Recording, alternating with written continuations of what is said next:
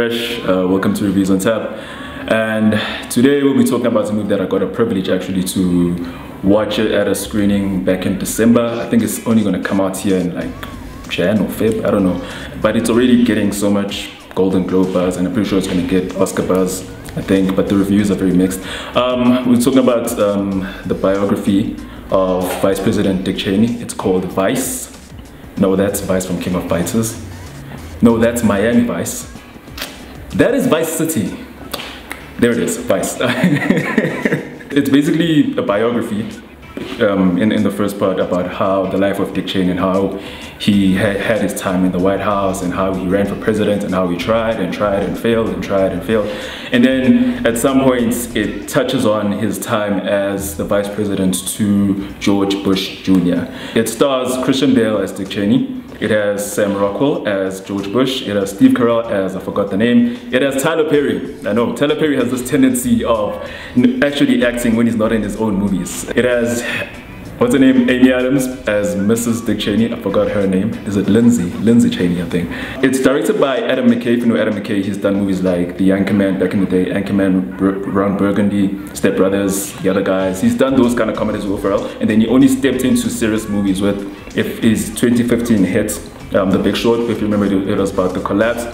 But as much as that movie was about something that is terrible, it was also, the way it was done, it made it seem as if this terrible tragedy is funny. So that's what he did with this one. This movie could have been just a very basic biography about someone who was corrupt in the White House, someone who authorized actions which were very violent, which were very detrimental to the lives of people. But the way that it was done, it's sort of done in a very overtly satirical way. And I've noticed that there are a lot of complaints about how the movies that we're getting right now, they're a bit pandering towards the state of America, because America right now is ruled by Trump, and they're saying that we were getting tired of the way these movies are being released, and they're too pandering to the state. We need to get more. But like, the thing is, look, it's a comedy, and as long as I'm laughing, I'm not complaining.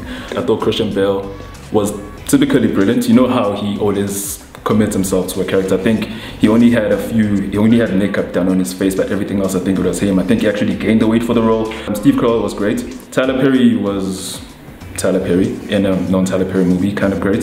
The biggest surprise was Sam Rockwell playing George Bush. He was actually pretty good. He actually even looked the part. There was parts where I was like, wow, he actually looked like the guy.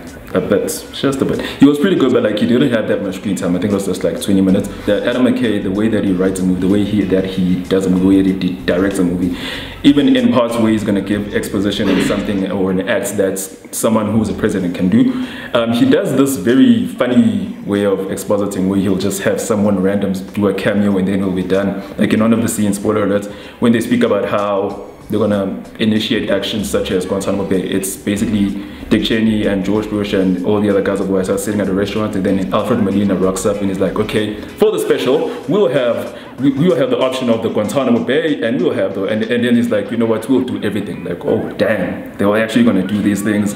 But like, the way it was done, it was just like, you know, you can either watch the movie and say like, damn, this man fucked up, or you can just be like, oh my god, he's fucking up. And that's what I was doing. You can't help but laugh because of the way that Adam McKay does it. I think I think Adam McKay as a director has come up with his own style, the style that he can only do. You know, like, we have different directors who have their own signature in terms of making movies, and the signature will either make the director look bad or will either make the director look good. And sometimes the signature is what helps the director, what saves the director in his movies.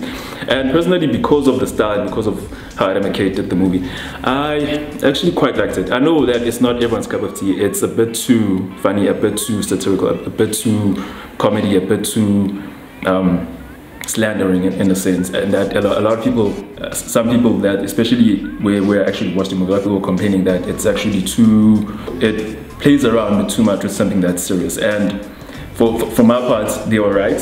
And even if you were to watch it and then had the same reaction, I wouldn't fight to be like, you know what, you're right. But personally, I decided to just, like, you know, do the thing that we always do. You know how we as a race, as people, as we have this thing the way when things are going to shit. We just laugh. We just like find ways to just laugh about it because there's nothing else we can do. That's exactly what I did when I watched the movie, and I was just laughing the whole way. And because of that, I could actually want to see it again. And when it drops, I'm actually going to see it again. Let me know what you think.